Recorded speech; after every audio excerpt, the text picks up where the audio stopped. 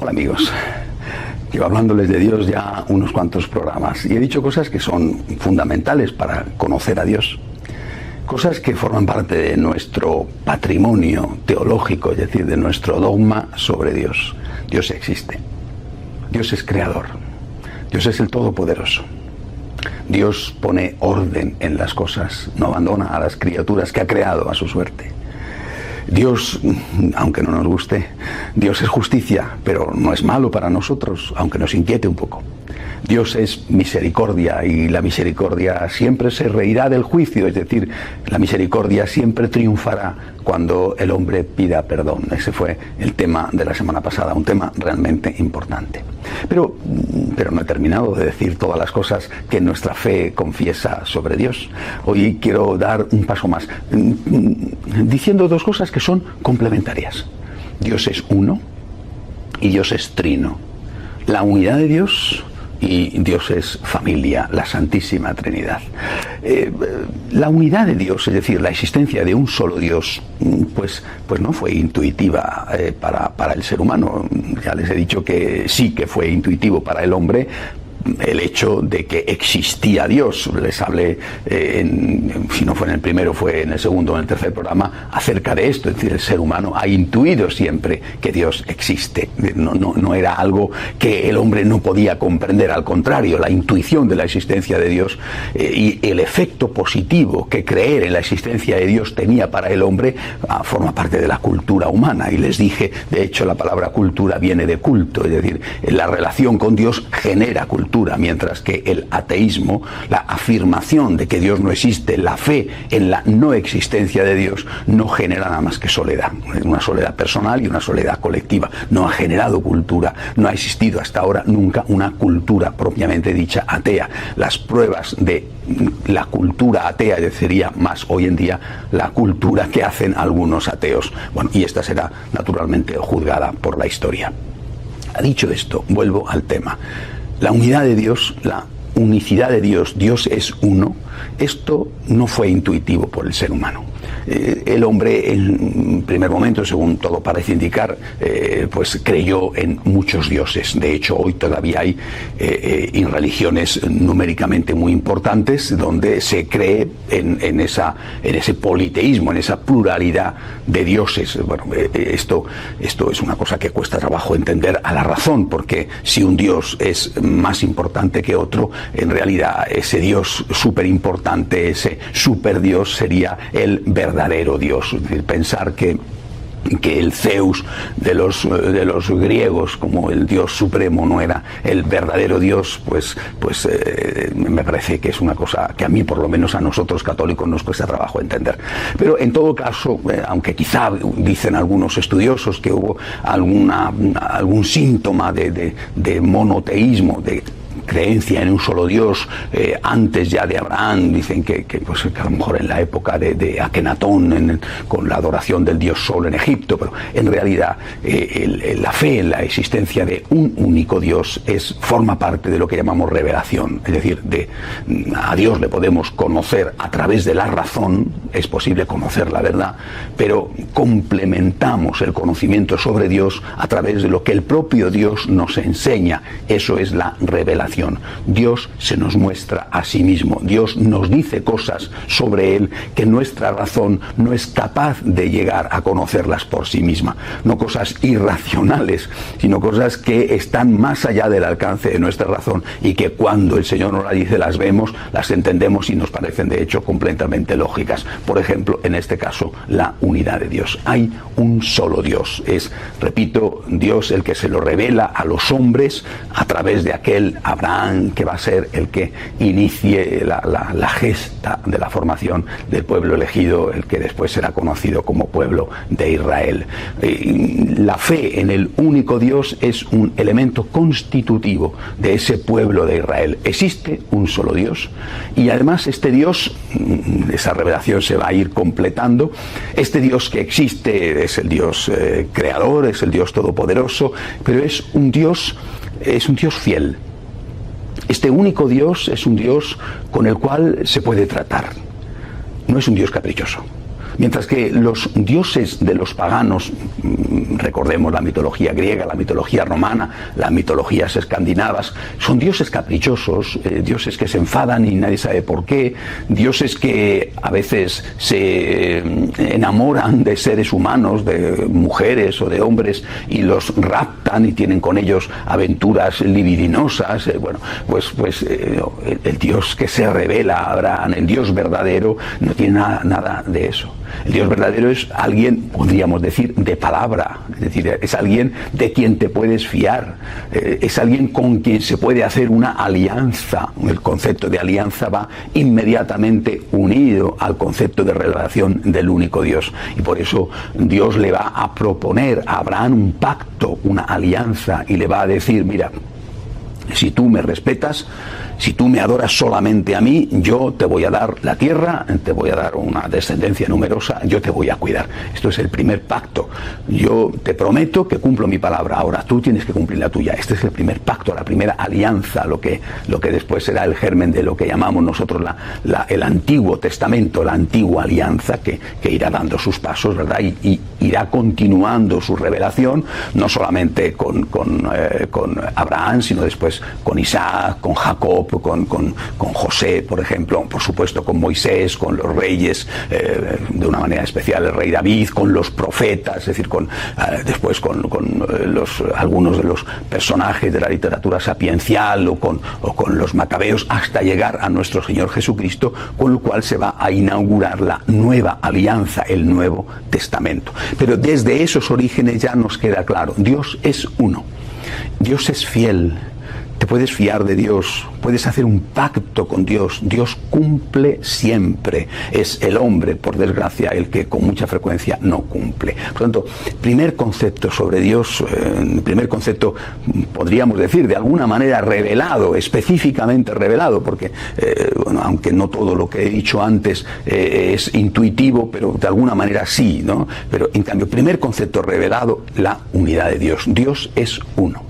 Y antes de pasar a la otra parte, y quién la revela, que va a ser Jesucristo, algunas consecuencias sobre la unidad de Dios, porque tiene unas consecuencias morales, unas consecuencias para nuestra vida que son muy importantes y que hay que destacar. Si Dios es uno, la unidad es un valor. Es decir, la unidad, estar unidos a Dios, pero estar unidos también entre nosotros, y estar unidos en la familia, eso es un valor. Eso es algo que merece la pena cuidar y cultivar. O sea, si nosotros, y como enseña la Biblia, estamos hechos a imagen y semejanza de Dios, y ya les he dicho a ustedes que eso significa que de ahí, de esa imagen y semejanza, tenemos y extraemos lo que entendemos como derechos humanos, la dignidad especial del hombre. Si nosotros que estamos hechos a imagen y semejanza de Dios, entonces nosotros tenemos que imitar a Dios, que es uno. Tenemos que trabajar por la unidad. Hacer un esfuerzo y un sacrificio por la unidad va a ser siempre algo necesario, obligatorio, positivo, bueno para el ser humano. Nosotros, si no trabajamos por la unidad, entonces estamos a merced de la división, y la división es la obra del demonio. Es decir, la división es algo que nos va a separar, no solamente de Dios, sino que nos va a separar entre nosotros. Pongamos ejemplos, ¿no? La unidad de Dios traducido a las relaciones humanas, por ejemplo, la unidad de la patria. Cuando tantas veces que estamos viendo cómo en determinados sitios eso se quiere romper, la unidad de la raza humana. No existen divisiones marcadas por la raza. Todos somos iguales ante Dios, blancos, negros, amarillos, pobres, ricos, hombres, mujeres, niños, ancianos, sanos, enfermos. Todos somos iguales ante Dios, la unidad de la especie humana, la unidad entre los pueblos. Bueno, pues está bien que tú seas patriota de tus colores, de tu bandera, de tu país, sí, pero no en contra del otro, no convirtiéndote o deseando convertirte en un predador que mediante un colonialismo económico o mediante un colonialismo militar entra en la casa del otro para quedarse con algo que es suyo. La unidad, repito, es un valor a todos los niveles, no digamos al nivel familiar. Una familia sin unidad es una familia donde hay división, donde hay caos, donde hay el infierno. Es una familia en la cual no se puede vivir. Y esto lo sabemos todos y lo experimentan algunos. Una familia puede ser un sitio maravilloso o puede ser un sitio horrible donde no hay quien esté, precisamente porque no hay unidad. Porque cada uno hace lo que le da la gana. Por lo tanto, primera cosa, primer valor, afirmamos Dios es uno, hay un solo Dios, la unidad es algo por lo cual merece la pena esforzarse, por lo cual hay que luchar, primera cosa.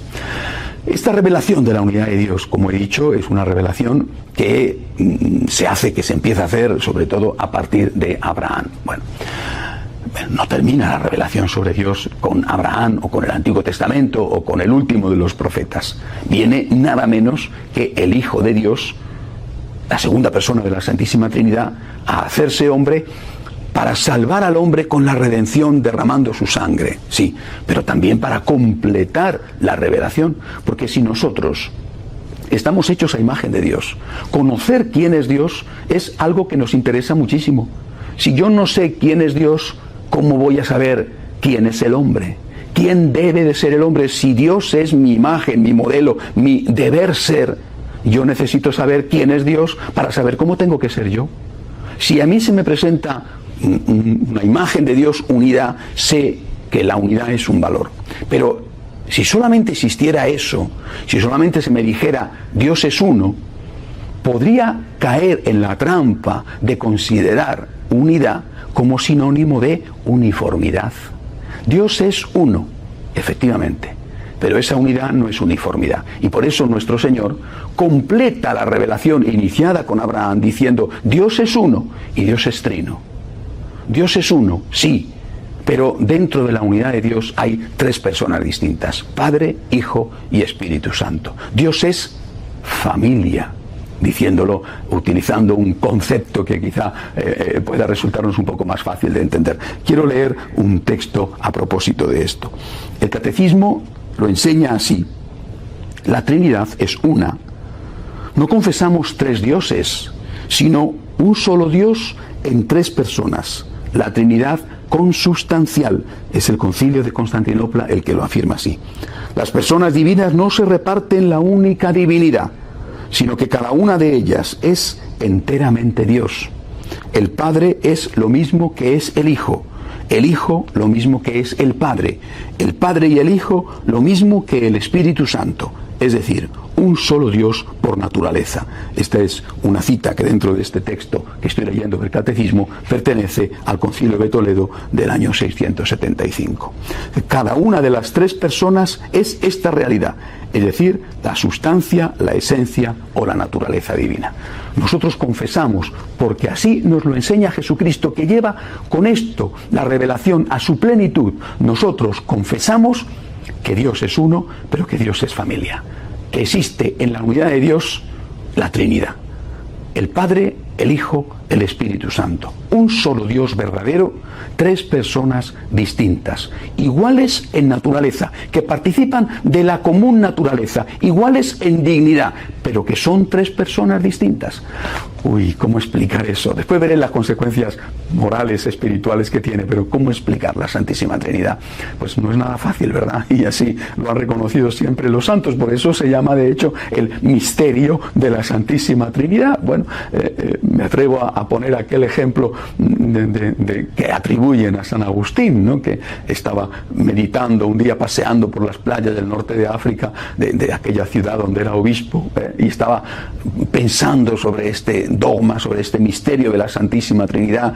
Paseaba por la playa, arriba, abajo, bueno, no lograba, y era una gran inteligencia la suya, no lograba, y entonces vio un niño que jugaba junto al mar, en la arenita de la playa, y que tenía una concha, y que iba continuamente, había hecho un agujero, y continuamente iba y cogía agua del mar y lo llenaba, la metía en el agujero, y después de meterlo en el agujero veía que el agua filtraba y que desaparecía, e iba corriendo al mar y podía atraer agua en la concha, la volvía a meter en el agujero, volvía a suceder lo mismo, así una y otra vez. Y el santo pasaba por allí, al final se despistó un poco de sus meditaciones y vio lo que hacía el niño, se acercó al pequeño, le dijo: ¿pero qué estás haciendo? Quiero meter el mar en este agujero. El santo, pues en fin, un hombre adulto, sonrió y le dijo: ¿pero no te das cuenta que el mar es muy grande, que no lo puedes meter en este agujerito? Y entonces el niño dice la tradición que le contestó, y no te das cuenta que Dios es muy grande y no lo puedes meter en el pequeño agujero de tu cabeza. Ay, yo no sé si esto es verdad o es una tradición, y no sé cómo se debió de quedar San Agustín si escuchó esta respuesta, pero la respuesta desde luego es muy acertada también para nosotros. Nosotros creemos en este dogma. Es el dogma de la Santísima Trinidad. Existe un solo Dios. Este único Dios son a la vez tres personas distintas. Y puedo poner ejemplos, el ejemplo del triángulo equilátero, que es un triángulo pero que tiene tres lados iguales, tres ángulos iguales. Puedo poner el ejemplo de una empresa que tiene tres, digamos, divisiones, una división, por ejemplo, de informática, una división de logística, una división de venta al público de productos de menudeo. Bueno, es una sola empresa con tres ramas. Puedo poner el ejemplo de una familia, es una sola familia, pero en esa familia está el papá, la mamá y, por ejemplo, un hijo, ¿verdad? O está el papá, la mamá y la abuelita. Es una sola familia, no son tres familias, es una sola familia, pero hay tres personas distintas dentro de esa familia. Pongamos el ejemplo que sea, pero sobre todo entendamos, es muy importante, acudamos a lo de San Agustín, entendamos que Dios es Dios. Que no le podemos reducir a nuestras pequeñas condicionantes mentales de inteligencia al fin limitada de una criatura de Dios. De hecho, sinceramente, hace mucho tiempo que me di cuenta de que si lo entendiera todo sería una mala cosa, porque no es que yo sería muy listo, sino que Dios sería muy pequeño. Es decir, si Dios, el Creador, el Todopoderoso, el Omnipotente, pudiera entrar en mi pequeña inteligencia o en la inteligencia de cualquier hombre, sería sospechoso, porque indicaría que ese Dios es una creación del hombre. Una de las garantías de que Dios no lo hemos creado nosotros, sino que existe y es Él el que nos ha creado, es que nunca le podremos entender del todo. Y esto se aplica de una forma especial a este dogma de la Santísima Trinidad. Uno y trino. Y ahora veamos las consecuencias de la Trinidad. Veamos las consecuencias de que Dios sea familia. He dicho, Dios es uno, la unidad es un valor. Pero Dios es trino. Luego entonces la Trinidad es otro valor. ¿Y qué valor representa la Trinidad en sí misma? Representa las legítimas diferencias. No el caos, no. Representa las legítimas diferencias que tienen que ser aceptadas, respetadas y valoradas y aceptadas como buenas. No como algo tolerado porque no me queda más remedio, sino como algo bueno, algo que enriquece. El otro es un don para mí con su diversidad. Dicho de otra forma, el Padre no pretende despersonalizar al Hijo. El Padre no quiere que el Hijo deje de ser Él mismo. El Padre está feliz con la existencia del Hijo. Y el Padre y el Hijo no pretenden despersonalizar al Espíritu Santo. No pretenden que el Espíritu Santo deje de ser el Espíritu Santo para que se convierta en una especie de padre secundario o hijo secundario. Es decir, o que simplemente deje de existir y lo absorban ellos. La lección de la Santísima Trinidad es la lección de que la diversidad es un don no solamente para el que es, sino para el otro. Es decir, es un don para nosotros, la complementariedad. Por eso volvemos a recordar que Dios creó al hombre y a la mujer. Es decir, creó al ser humano como hombre y mujer. No los creó iguales. Era necesaria esa complementariedad. Y el hecho de que la mujer sea distinta del hombre es bueno para el hombre. Y el hecho de que el hombre sea distinto de la mujer es bueno para la mujer. No digo que sea fácil, y sobre todo a veces, pero es bueno. La complementariedad, la existencia del diferente, la existencia del otro, no es vista por nosotros, como citaba hace 1 o 2 semanas, como citando a Sartre, al filósofo ateo francés, no es vista por nosotros la existencia del otro como una amenaza, como el infierno. Es vista por nosotros como un don, como una riqueza. El otro, que es distinto de mí, es un don para mí. Existe y su existencia no me da miedo. Al contrario, lo agradezco. Agradezco que sea diferente. No experimento, por ejemplo, la vida de familia como una vida marcada por las luchas, por las tensiones, por el deseo de imponerme sobre los demás o por el deseo de acallar. las opiniones o los gustos que son distintos de los míos. La vida de familia no es una lucha permanente por ver quién tiene el mando a distancia de la televisión. No es una lucha permanente por ver quién es el que decide a dónde se va de vacaciones o cómo se pasa el fin de semana. No es una lucha permanente para ver quién hace menos los trabajos de casa y quién por lo tanto queda siempre por encima. No puede ser así. Experimento la existencia del otro, experimento la diversidad como una riqueza para mí. Experimento la existencia del otro como un don que agradezco porque me complementa, aunque repito, esto no sea siempre fácil, esto cueste. Naturalmente cuesta más cuando el otro no vive su diferencia, su ser diferente de mí como un don para mí, sino que lo vive como una agresión para mí, que es lo que sucede, por desgracia, como consecuencia, como ya he dicho, del pecado original. Pero cuando yo vivo mi diversidad como un don y el otro vive su diversidad como un don para mí o para el resto, eso es una maravilla.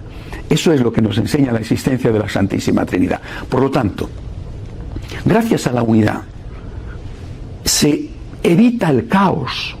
Gracias a la unidad se evita que, por ejemplo, la familia se convierta en una pensión barata, donde cada uno hace lo que le dé la gana, donde cada uno entra y sale cuando quiere, donde no hay normas, donde no existe una hora de cenar o una hora de almorzar, o cómo tienen que hacerse las cosas para utilizar el cuarto de baño, o qué hay que hacer para la ropa, ¿no? Un caos, en definitiva. La unidad evita el caos. Pero la unidad sin diversidad se convertiría inevitablemente en dictadura, se convertiría en uniformidad, o por lo menos, si no inevitablemente, correría el riesgo de convertirse en uniformidad y en dictadura. La Trinidad nos recuerda que hay que respetar las legítimas diferencias del otro. Comprendo que el concepto legítimas diferencias no es un concepto que a lo mejor resulta fácilmente entendible o practicable, porque uno pensará que esto es una legítima diferencia y el otro pensará que no es una legítima diferencia. Esto es muy probable. Pero en cualquier caso hay que hacer un esfuerzo por entender que el otro tiene derecho a ser él mismo. El esposo tiene que hacer un esfuerzo por entender que su mujer es una mujer y que no puede pretender de ella que sea su amigo de la infancia. Es una mujer, es su esposa, podrá ser su amiga, pero como mujer no puede despersonalizarla, no puede, digamos, desfeminizarla. Y el hombre que entiende esto acepta y valora a su esposa y no va a reclamar de ella que haga lo que no puede hacer. Exactamente igual la mujer con el hombre. No puede pretender despersonalizar al marido, no puede desmasculinizarle, no puede pretender que se convierta en un apéndice suyo, que se convierta en alguien que simplemente está en casa para, por ejemplo, llevar el dinero o para tener una figura de compañía. Tiene que aceptar la masculinidad, tiene que aceptar que es diferente. Podremos decir que quizás sea más tonto, no lo sé, pero en todo caso tiene que aceptar que es diferente. Ese aceptar al otro como un don forma parte de la esencia de nuestra fe. Lo vemos en la Santísima Trinidad y eso tiene unas implicaciones morales fundamentales para la vida de familia. Cuando eso lo planteamos así, entendemos cómo tenemos que comportarnos, y cuando no lo planteamos así, muchas veces, inevitablemente, se genera la fricción y se genera más pronto o más tarde la ruptura, el divorcio. Eso que hablo de los cónyuges, lo puedo decir exactamente igual de la relación entre padres e hijos. Es un adolescente, es un joven, es un niño, no es todavía un adulto. Es que tú no fuiste tú un día un niño o un adolescente. Trátale, por lo tanto, como lo que es. Al revés también, es un adulto, no es un niño como tú, no es un adolescente como tú. Entiende que tiene otros criterios, otros valores, otra experiencia. Igualmente con los ancianos, es un abuelito, tiene otro ritmo, tiene otra historia. No pretendas que tenga tus criterios o que tenga tu velocidad. En definitiva, este dogma de la unidad de Dios, ligado, unido al de la Santísima Trinidad, nos está dando un modelo de familia y un modelo de comportamiento. La unidad es un valor. La unidad es un valor, efectivamente, pero también el respeto a las legítimas diferencias es un valor. Ambos hay que cuidarlos. Y eso solamente será posible con el amor que es Dios. Dios es amor. Porque Dios es amor, es posible en la Santísima Trinidad vivir la unidad y vivir el respeto a esas legítimas diferencias. Y eso es lo que nosotros tenemos que hacer. Quiero terminar hoy con un pensamiento de alguien que para mí ha sido muy importante, la fundadora de los focolarinos, Chiara Lubich. Ella decía, repito, para mí esto ha sido vital. Ella decía, vale más lo menos perfecto en unidad que lo más perfecto en desunidad. No decía lo imperfecto, el pecado no. Lo menos perfecto. Es decir, hay que saber ceder. Hay que saber ceder para mantener la unidad. Pero no hay que ceder en todo. No hay que ceder en todo, no hay que ceder en el pecado. Lo menos perfecto. Hay que saber ceder para mantener la unidad. Y a la vez hay que saber respetar al otro como es. Solamente así, con el amor, se puede vivir feliz en la tierra como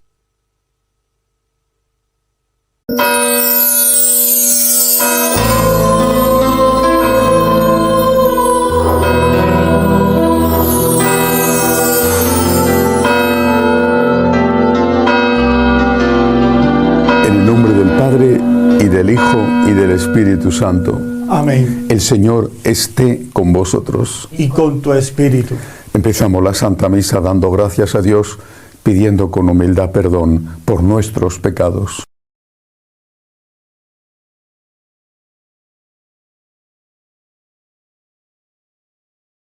Yo confieso ante Dios Todopoderoso y ante vosotros, hermanos, que he pecado mucho de pensamiento, palabra, obra y omisión, por mi culpa, por mi gran culpa. Por eso ruego a Santa María siempre Virgen, a los ángeles, a los santos y a vosotros, hermanos, que intercedáis por mí ante Dios nuestro Señor. Dios Todopoderoso, tenga misericordia de nosotros, perdone nuestros pecados y nos lleve a la vida eterna. Amén. Señor, ten piedad. Señor, ten piedad. Cristo, ten piedad. Cristo, ten piedad. Señor, ten piedad. Señor, ten piedad. Oremos.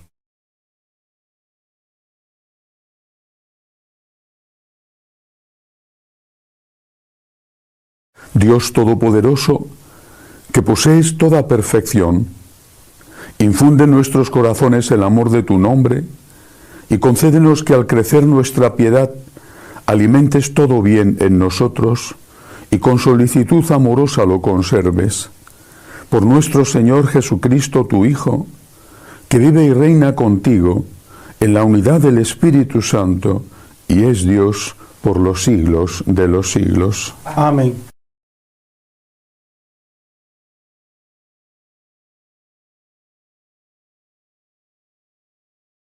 Lectura de la carta del apóstol San Pablo a los Colosenses. Hermanos, vosotros en otros tiempos estabas también alejados y erais enemigos por vuestros pensamientos y malas acciones. Ahora, en cambio, por la muerte que Cristo sufrió en su cuerpo de carne, Dios os ha reconciliado para ser admitido a su presencia santo, sin mancha, sin reproche, a condición de que permanezcáis cimentado y estable en la fe, inmovible en la esperanza del Evangelio que habéis escuchado, el mismo que se proclama en la creación entera bajo el cielo, del que yo, Pablo, he llegado a ser servidor. Palabra de Dios. Te alabamos, Señor. Dios es mi auxilio. Dios es mi auxilio. Oh Dios, sálvame por tu nombre, sal por mí con tu poder. Oh Dios, escucha mi súplica, atiende a mis palabras. Dios es mi auxilio. Dios es mi auxilio, el Señor sostiene mi vida. Te ofreceré un sacrificio voluntario, dándote gracia a tu nombre que es bueno. Dios es mi auxilio. Aleluya, aleluya, aleluya. Aleluya, aleluya, aleluya. Yo soy el camino, la verdad y la vida, dice el Señor. Nadie va al Padre sino por mí. Aleluya, aleluya, aleluya.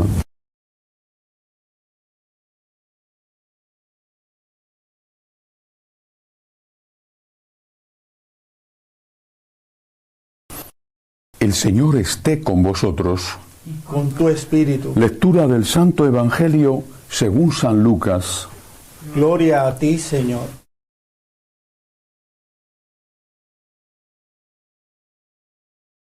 Un sábado iba Jesús caminando por medio de un sembrado y sus discípulos arrancaban y comían espigas frotándolas con las manos. Unos fariseos dijeron: ¿por qué hacéis en sábado lo que no está permitido?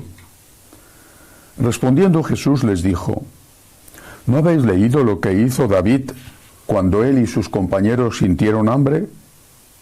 Entró en la casa de Dios y tomando los panes de la proposición, que solo está permitido comer a los sacerdotes, comió él y dio a los que estaban con él. Y les decía: el Hijo del Hombre es Señor del sábado. Palabra del Señor. Gloria a ti, Señor Jesús. El Hijo del Hombre, Jesús está hablando de sí mismo, está insistiendo en su humanidad, pero a continuación dice es Señor del sábado, es decir, está dejando claro que Él es Dios, porque solamente Dios podía estar por encima de una ley que había sido dada por Dios. Solamente el legislador legítimamente constituido puede modificar una ley dada por un legislador anterior también legítimamente constituido. Solamente Dios puede modificar una ley dada por Él mismo. ¿Y por qué va a modificar Dios una ley que Él mismo ha dado? Porque las leyes están dadas como pedagogía para la educación. Cuando uno aprende matemáticas, no aprende lo primero, trigonometría, aprende a sumar, después a restar, a multiplicar, a dividir. Y vas aprendiendo poco a poco. Solamente en ese progreso de la educación se puede llegar hasta el final. Exactamente también con las cosas de Dios, tanto con las cosas de nuestra relación con el Señor, que hay que ir poco a poco, siempre y cuando se avance, como con las cosas de la ley moral. Cristo, el Dios hecho hombre, tiene la plenitud, porque Él es la plenitud de la verdad, de la revelación. Y por eso Él puede modificar leyes anteriores que han sido dadas como un acto de pedagogía, poco a poco. Por ejemplo, en el Antiguo Testamento estaba permitida la poligamia. Y sin embargo, poco a poco, el Señor fue purificando aquello de tal manera que ya, a partir de los profetas, y desde luego en la época última previa a Jesucristo, la poligamia no estaba permitida. Estaba permitido el divorcio e incluso el repudio, pero no la poligamia. Y poco a poco hay una progresión en esa enseñanza para que el hombre pueda irse adaptando a ello. Lo mismo con otras cosas. Algunas personas consideran que la ley llamada del talión, la ley judía del talión, ojo por ojo, diente por diente, era una aberración. Fue una regulación de la venganza. Ya quisieran cumplir esa ley muchos que no solo se toman la justicia por su mano, sino que van más allá del daño que le han hecho. La ley del talión fue un avance en su época. Había una regulación de la venganza. Si te han dado un golpe, no puedes dar dos golpes, ojo por ojo, diente por diente. Fue un avance, pero no fue la ley definitiva, porque después viene Cristo, verdadero y supremo legislador, ¿y qué establece? Deroga la ley del talión. Habéis oído que se os dijo: amarás a tu prójimo y odiarás a tu enemigo, pero yo os digo. En este pero yo os digo está manifiesta su divinidad. Solamente Dios podía derogar una ley dada a través de los profetas o a través de Moisés, dada por Dios al pueblo. Habéis oído que se os dijo: amarás a tu prójimo. y odiarás a tu enemigo. Yo os digo, amad a vuestros enemigos, haced el bien a los que os persigan y calumnian. El Señor nos enseña con su enseñanza, pero también con esa otra enseñanza que es su comportamiento, amar al enemigo, suprimir a la ley del talión, porque ha llegado el supremo legislador. Y ahí se establece otra pregunta. Y este supremo legislador, que es Jesucristo, no puede ser a su vez, con el paso del tiempo, corregido, enriquecido, modificado.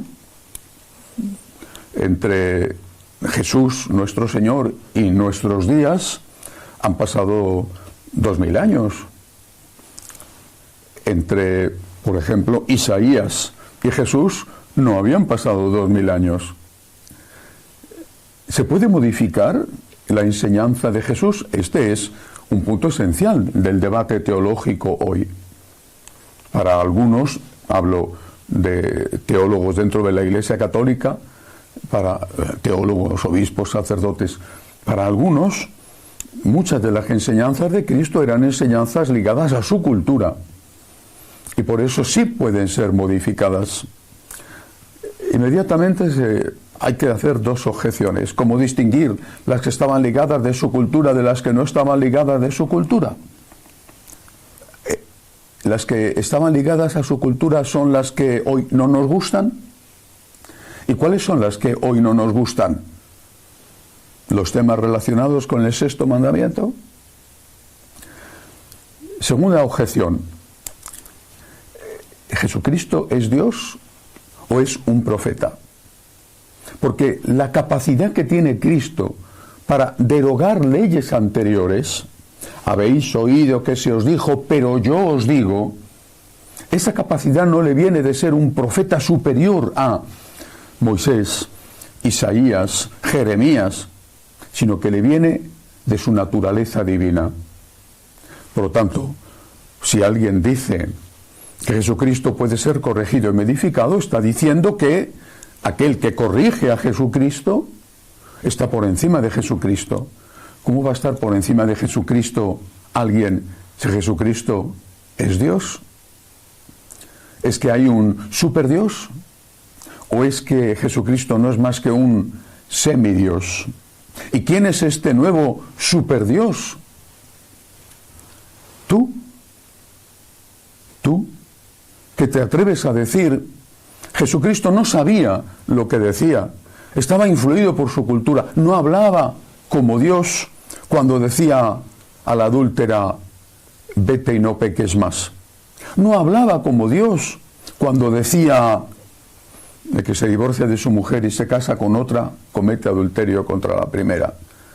Es decir, tú, cuando afirmas eso, te estás colocando por encima de Jesucristo. Te estás situando como un superdios. Tú eres más que Dios. Te atreves a decir que Jesucristo o bien no era Dios, sino un semidios, o bien tenía lapsus. Tenía momentos en que se le olvidaba que era Dios.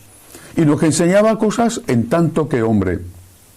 Y después había momentos en que recuperaba esa conciencia divina y entonces nos enseñaba cosas en tanto que Dios. Y vuelvo a repetir el argumento. ¿Y quién va a decidir que esta enseñanza es según el hombre y esta enseñanza es según Dios? Es un absurdo. Y lleva directamente al nihilismo, a lo que está ocurriendo ahora. Cada uno hace de la enseñanza de Jesucristo lo que quiere. Esto no me afecta, porque esto no puede ser que lo enseñara Dios. Esto, en cambio, sí que me afecta, pero el otro dice justo lo contrario. A mí lo que no me afecta es lo del amor al enemigo, por ejemplo. A mí lo que no me afecta es lo de la acogida a los extranjeros. A mí, en cambio, lo que sí me afecta es lo del sexto mandamiento. Cada uno va a ir al mensaje de Jesús y a la persona de Jesús a seleccionar lo que le conviene, lo que le gusta, y a rechazar lo que no le gusta. Cristo es el Hijo del Hombre, verdadero hombre. Es el Hijo de María, pero Cristo es el Señor del sábado. no ha dicho que los hijos de los hombres son señores del sábado. Ha dicho, el Hijo del Hombre, está hablando de él, es el Señor del sábado. Cristo es verdadero hombre y Cristo es verdadero Dios. Y esta es nuestra esperanza. Y solo los humildes pasan por la puerta estrecha, porque la puerta estrecha consiste en agachar un poquito la cabeza, en decir, Señor, a veces no entiendo, pero ¿quién soy yo para entender? Otras veces me parece clarísimo, pero a veces no entiendo. A veces me cuesta mucho. ¿Quién soy yo para entender, Señor? ¿Quién soy yo? Tú eres Dios y yo no soy Dios. Tus enseñanzas, Señor, todas son enseñanzas de Dios.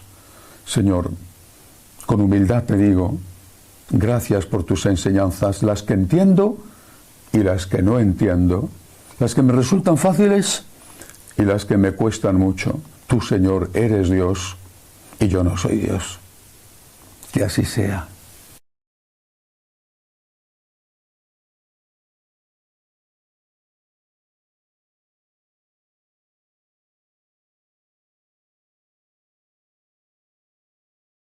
Elevamos nuestras súplicas al Señor y pedimos por la Santa Iglesia de Dios, por el Papa, roguemos al Señor.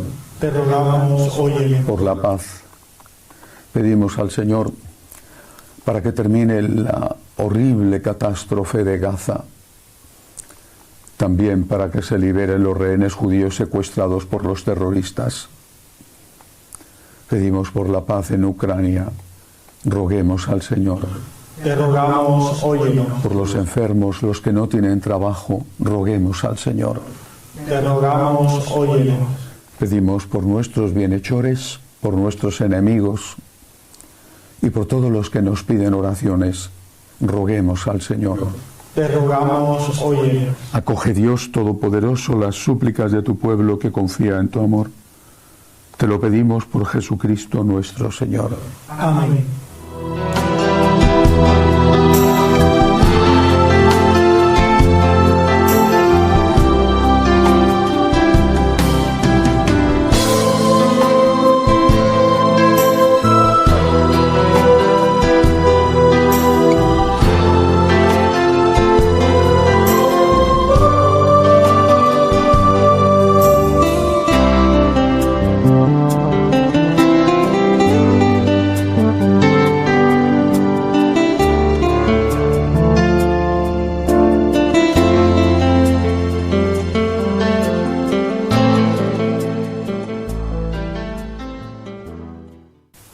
Bendito seas, Señor, por este pan, fruto de la tierra y del trabajo del hombre, que recibimos de tu generosidad y ahora te presentamos. Él será para nosotros pan de vida. Bendito seas por siempre, Señor. Bendito seas, Señor, por este vino, fruto de la vid y del trabajo del hombre, que recibimos de tu generosidad y ahora te presentamos. Él será para nosotros bebida de salvación. Bendito seas por siempre, Señor.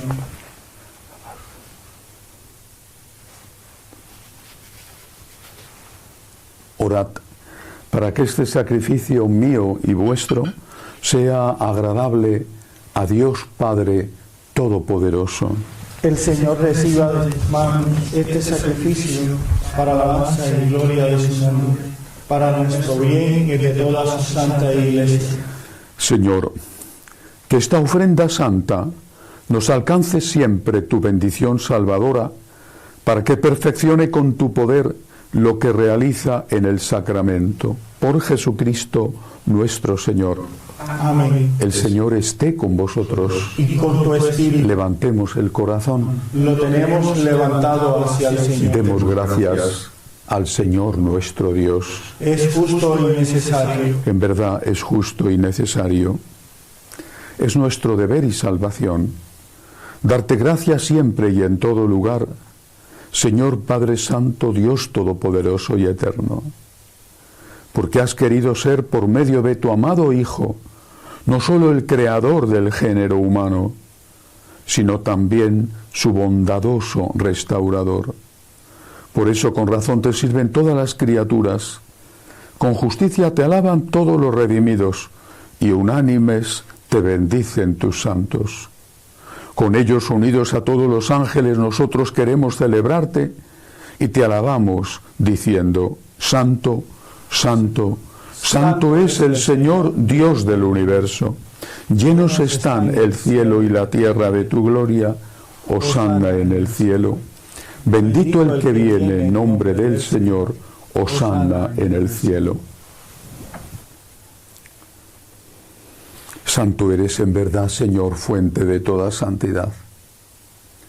Por eso te pedimos que santifiques estos dones con la efusión de tu Espíritu, de manera que sean para nosotros cuerpo y sangre de Jesucristo nuestro Señor, el cual, cuando iba a ser entregado a su pasión, voluntariamente aceptada, tomó pan.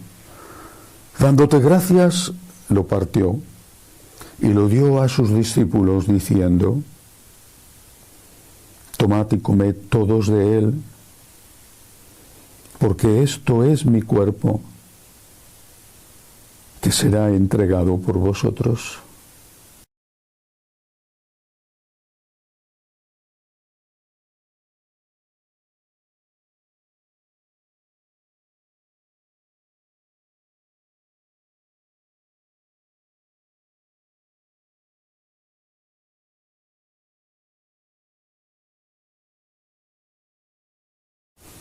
Del mismo modo, acabada la cena, tomó el cáliz.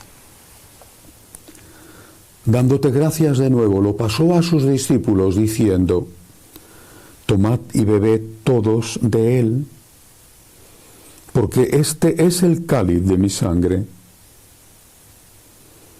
sangre de la alianza nueva y eterna, que será derramada por vosotros y por muchos para el perdón de los pecados. Haced esto en conmemoración mía.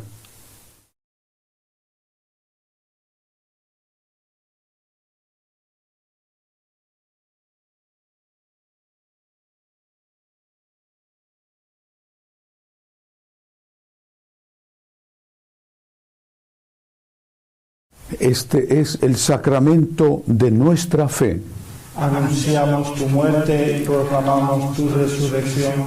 Ven, Señor Jesús. Así pues, Padre, al celebrar ahora el memorial de la muerte y resurrección de tu Hijo, te ofrecemos el pan de vida y el cáliz de salvación, y te damos gracias porque nos haces dignos de servirte en tu presencia.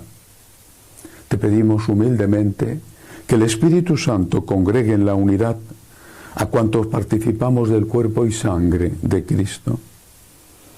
Acuérdate, Señor, de tu Iglesia extendida por toda la tierra, y con el Papa León, con nuestro obispo Vincenzo, y todos los pastores que cuidan de tu pueblo, llévala a su perfección por la caridad.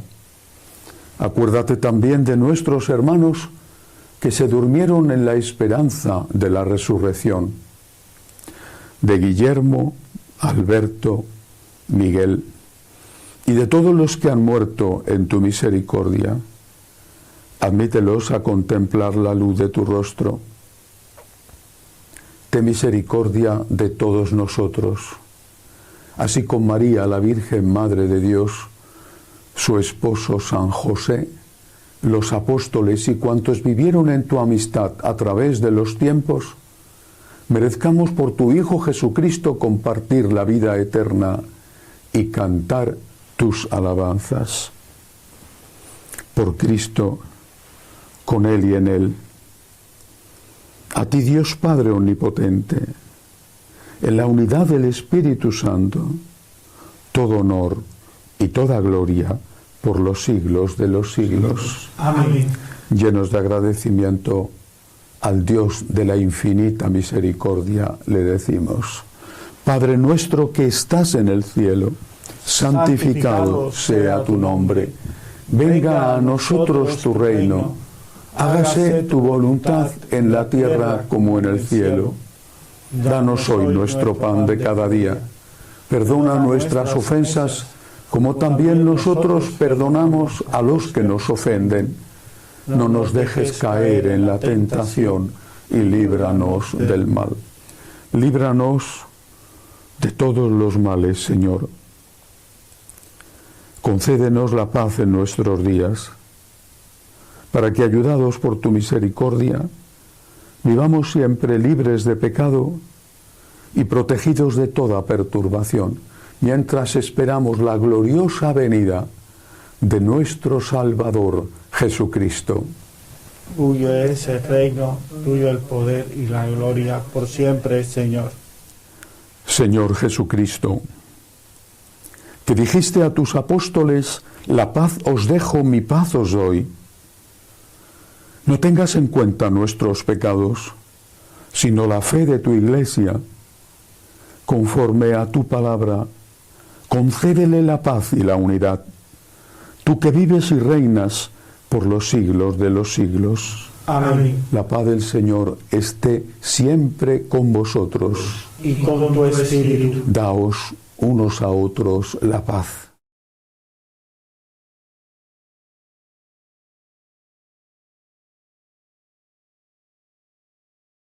Cordero de Dios, que quitas el pecado del mundo, ten piedad de nosotros. Cordero de Dios, que quitas el pecado del mundo, ten piedad de nosotros. Cordero de Dios, que quitas el pecado del mundo, danos la paz.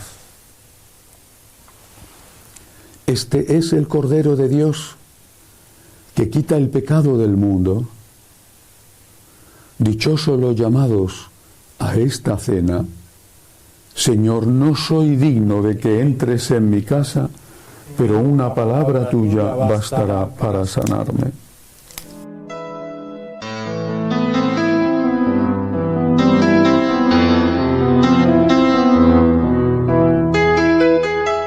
Creo, Jesús mío, que estás realmente presente en el Santísimo Sacramento del altar. Te amo sobre todas las cosas y deseo recibirte dentro de mi alma. Pero como ahora no puedo comulgar, ven al menos espiritualmente a mi corazón.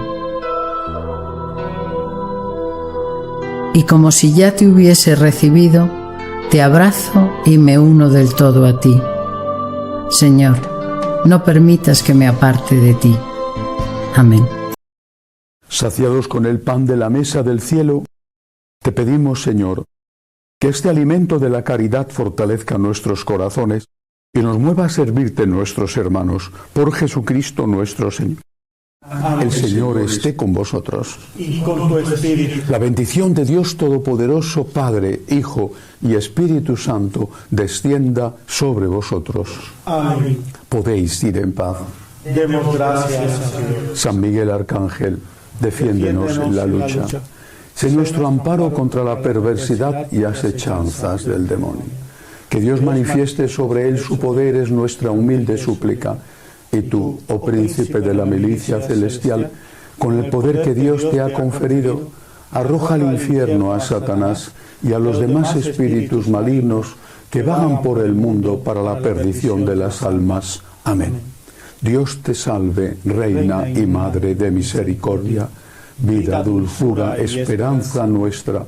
Dios te salve. A ti llamamos los desterrados hijos de Eva. A ti suspiramos, gimiendo y llorando en este valle de lágrimas. Ea pues, Señora, abogada nuestra, vuelve a nosotros esos tus ojos misericordiosos, y después de este destierro, muéstranos a Jesús, fruto bendito de tu vientre, oh clementísima, oh piadosa, oh dulce y siempre Virgen María. Ruega por nosotros, Santa Madre de Dios, para que seamos dignos de alcanzar las promesas de nuestro Señor Jesucristo. Amén. Jesús, me fío de ti, te quiero, te adoro, te doy gracias, te pido perdón, te pido gracias y me ofrezco a ti como María. Amén. Para nosotros, María, la Santísima Virgen, es realmente alguien muy especial. probablemente debe de serlo para todo católico, ¿verdad? Pero creo que los franciscanos de María nos sentimos siempre desde el inicio en una relación particular con ella.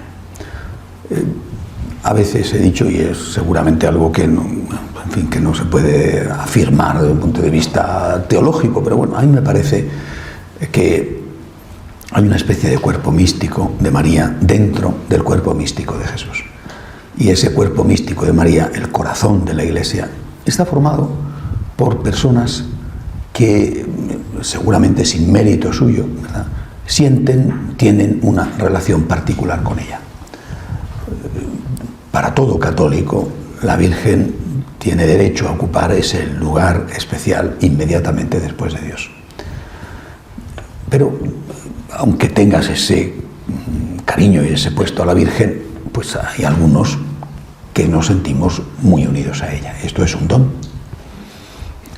Algunos, desde que tenemos uso de razón, hemos tenido esta vinculación con nuestra madre, y otros la han ido adquiriendo en un momento dado de la vida. Bueno, y creo que nosotros, los franciscanos de María, nos sentimos miembros de ese cuerpo místico de la Virgen. Y eso nos lleva a ver a María como la respuesta para esas dos grandes cuestiones. ¿Por qué tengo que hacer las cosas? Como María, por agradecimiento. No por interés, no por miedo, por agradecimiento. Tengo que hacer las cosas por amor puro. Por eso ella es la purísima.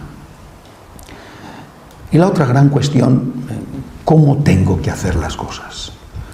Ese cómo es lo que tradicionalmente se ha llamado, hay tantos autores espirituales que han hablado de ello, se ha llamado esas virtudes especiales de María. María tiene todas las virtudes, pero hay algunas que siempre se han considerado, por lo menos en la teología espiritual, como especialmente marianas.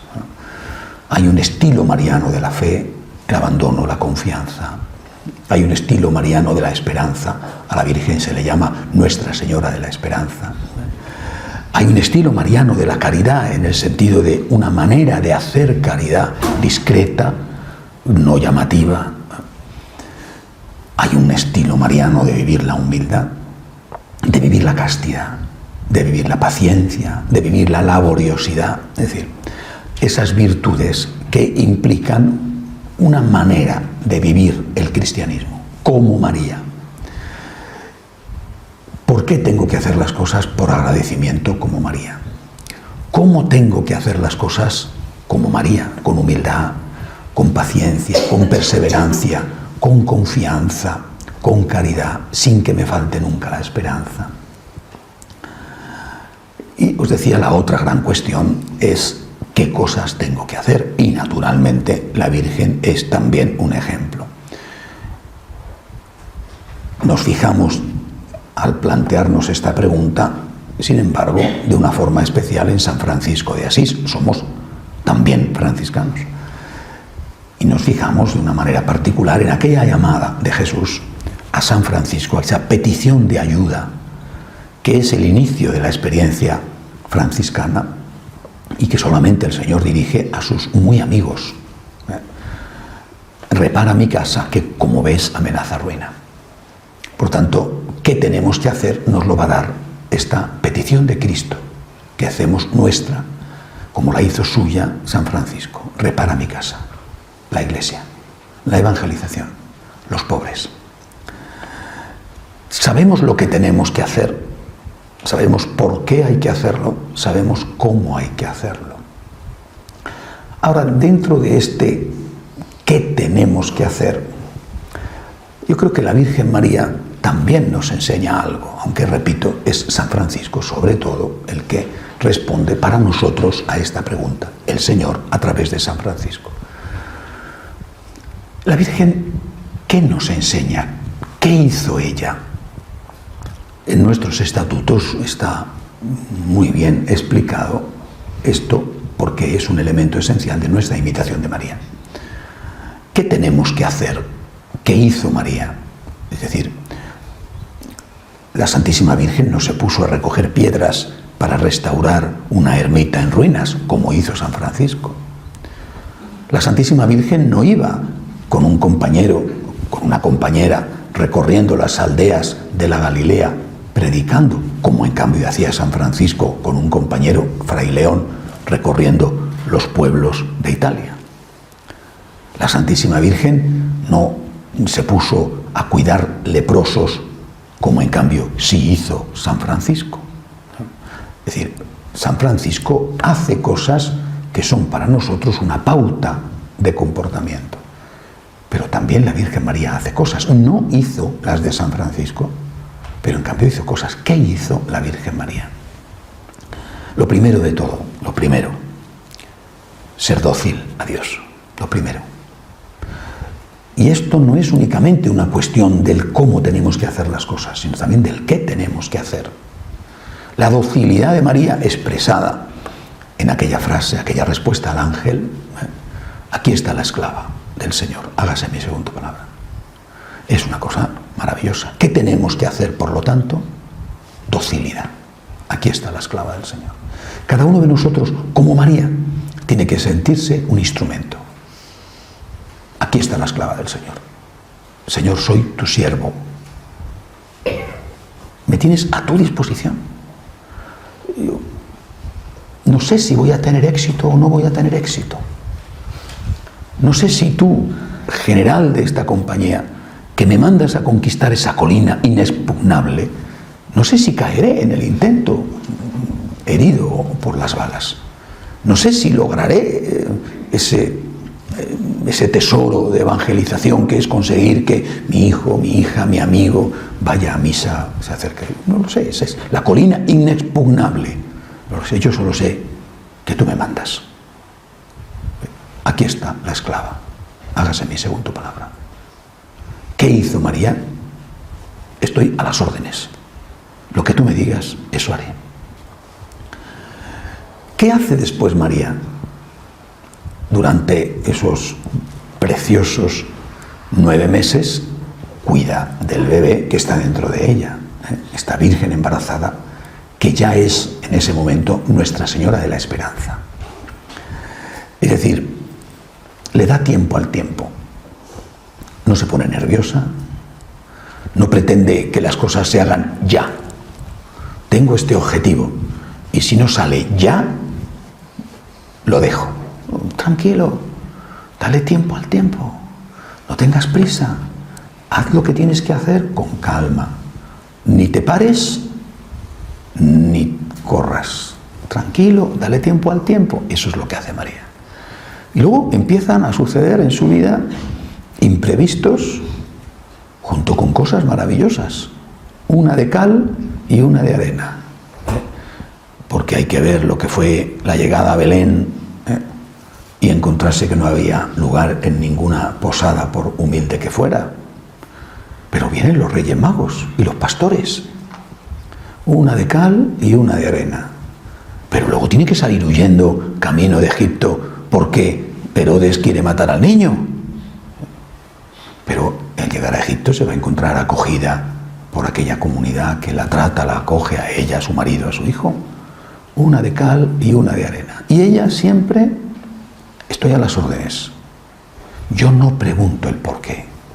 Lo único que te digo, Señor, es: aquí estoy para hacer tu voluntad. Y después vienen 30 años maravillosos, de convivencia, primero con su esposo, después cuando enviudó ya solo con su hijo, con su esposo y con su hijo primero, y luego ya solo con su hijo. 30 años maravillosos. Pero 30 años son muchos años, y es verdad que la madre no tenía prisa de que el hijo se fuera de casa, aquel hijo. Pero al fin, para algo habría venido el chiquillo, ¿no? Y aquello no parecía que iba a acabar nunca, ¿no?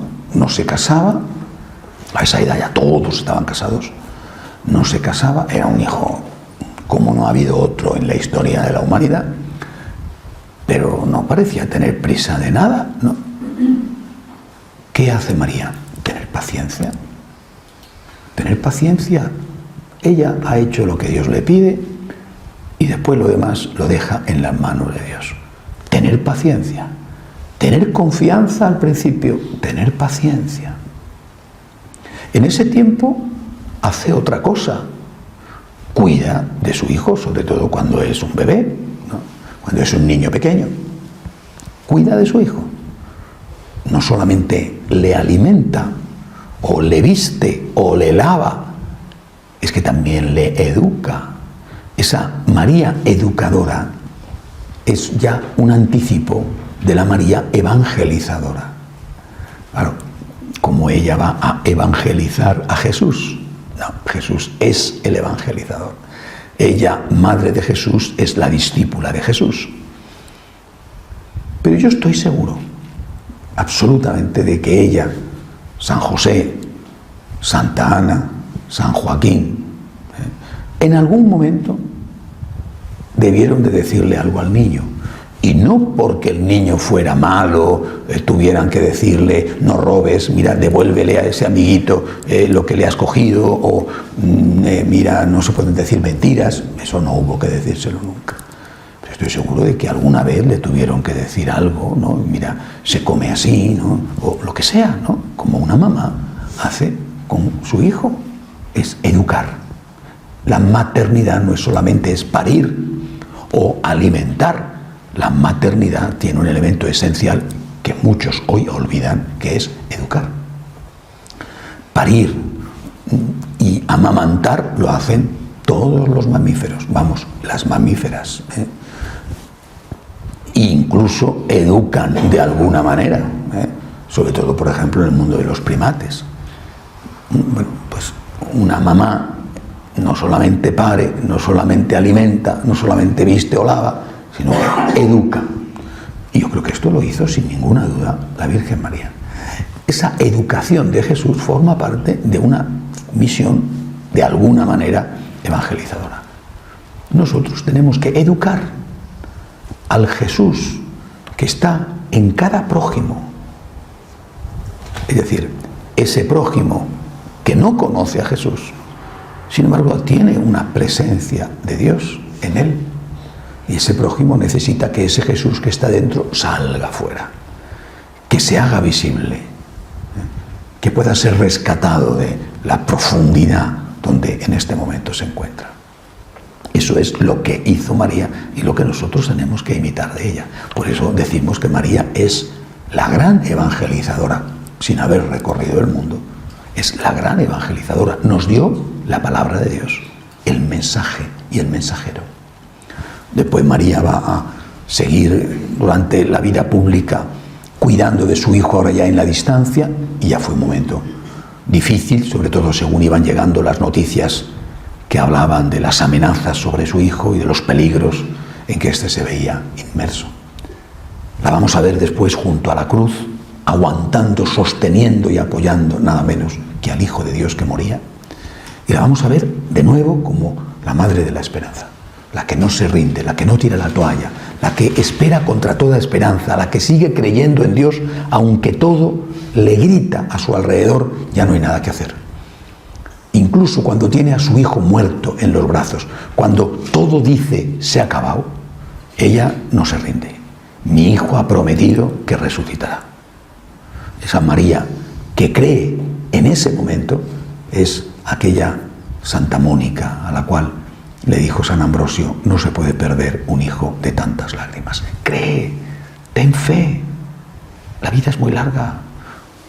Quizá tú lo veas y quizá no. Pues tú cree, ten fe, haz tu parte. ¿Te parece que no hay solución?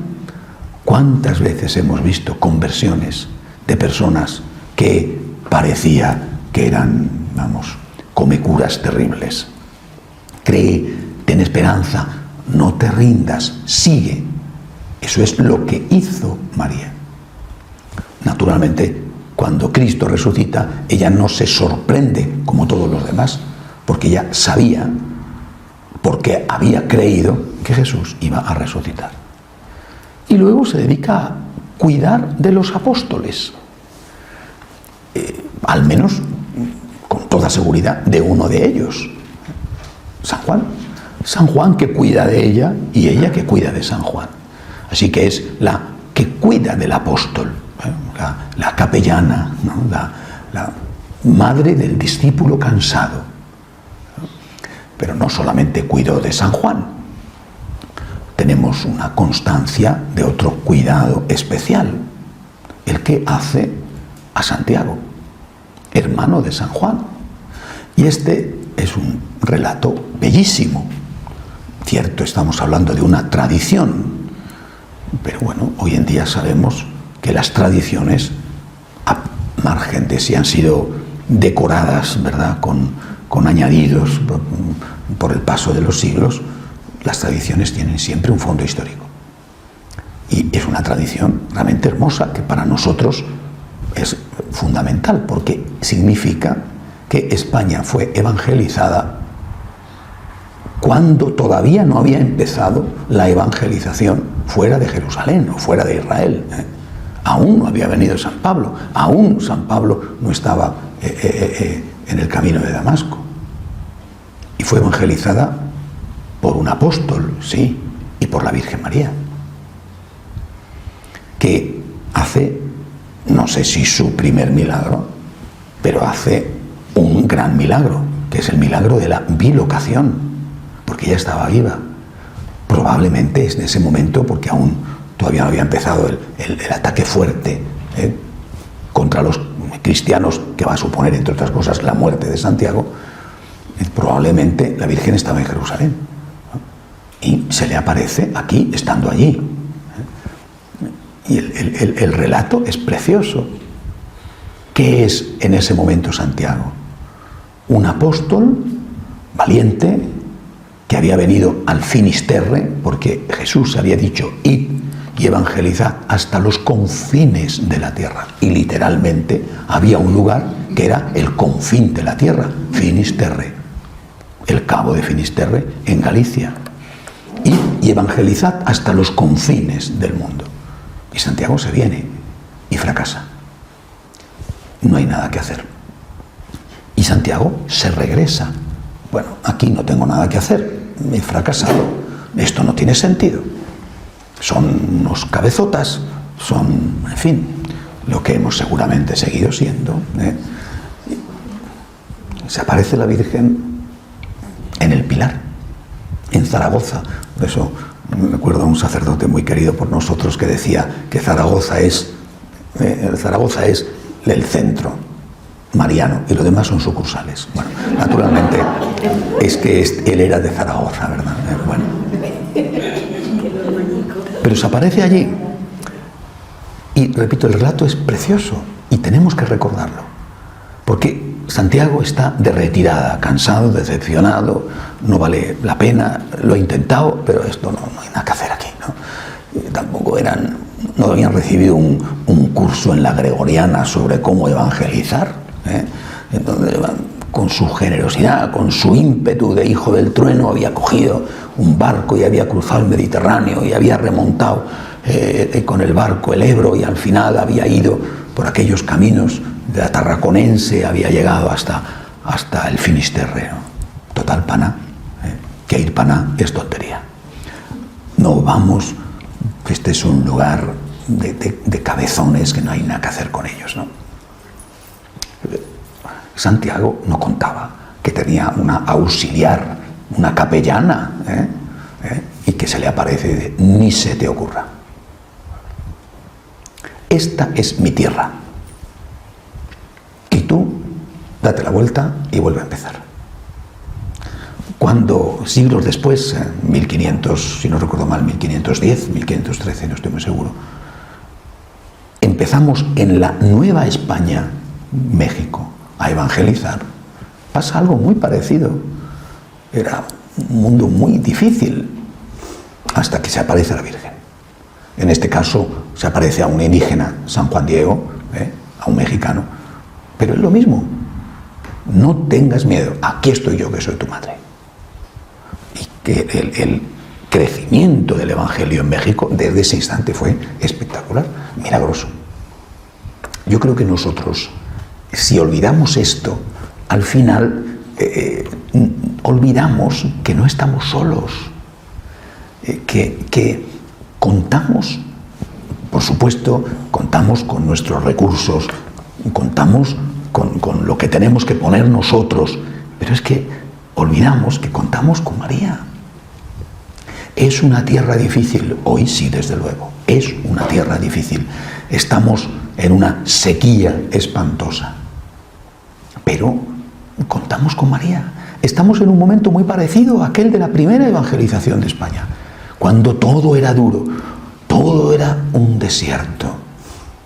Pero aparece la Virgen y dice, un momento, vuelve a empezar.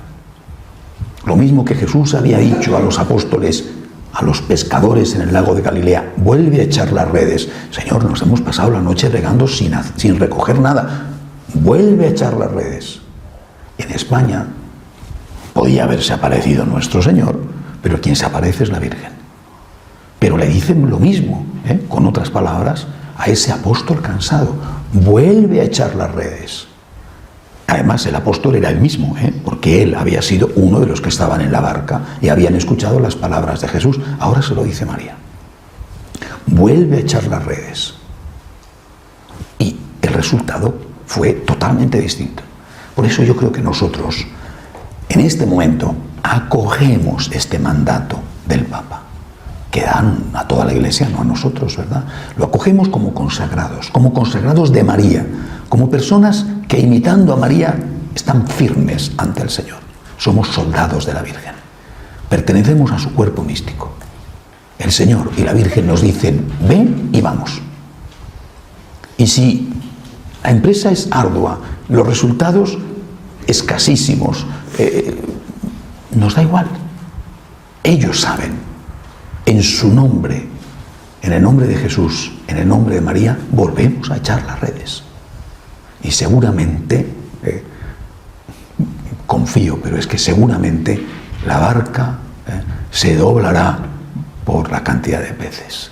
Así que yo creo que en este momento nosotros lo que tenemos que hacer es confiar en Dios, como María, trabajar como los apóstoles, confiando en Dios y confiando en María. En el nombre de Jesús, en el nombre de María, acogemos esta petición del Papa. Id y evangelizad a los que nos rodean, a los que están alejados, a esos que aparentemente no quieren saber nada de la Iglesia. Lo vamos a intentar. En el nombre de Jesús y en el nombre de María, como María. De ella aprendemos por qué tengo que hacer las cosas, por agradecimiento. ¿Cómo tengo que hacer las cosas? Con su estilo mariano. Pero también qué cosas tengo que hacer, volver, no rendirnos. Decía San José María Escrivá que la guerra la ganan los soldados cansados, no los soldados que salen de bonito, que acaban de llegar de la academia. La guerra la ganan los soldados cansados, es decir, los que no se han marchado del frente, los que han seguido allí en medio del barro, los que han seguido aguantando. Nosotros somos los soldados cansados. Pero si no abandonamos, y es la Virgen la que nos dice, ni se te ocurra dar la espalda, si no abandonamos, ganaremos la guerra. Pidámosle al Señor la fuerza para seguir luchando por Él, porque Él se lo merece, porque Él tiene derecho a que lo hagamos.